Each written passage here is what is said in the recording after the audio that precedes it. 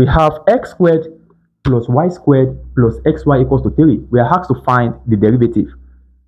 Let us start with this x squared. If you differentiate x squared, what are you going to have? 2x, right? I'm going to have 2x. Then if you differentiate y squared, you're going to have what? 2y. And then multiply by what? dy over dx, okay? Plus, now, differentiate xy. What are you going to have?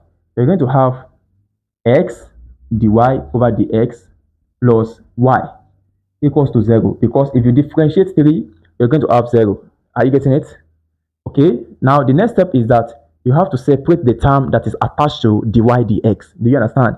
So for this, I'm going to have 2y dy over dx plus x dy over dx equals to negative 2x negative y. Okay, now factorize. I'm going to have dy over dx multiplied by 2y plus x equals to negative 2x negative y.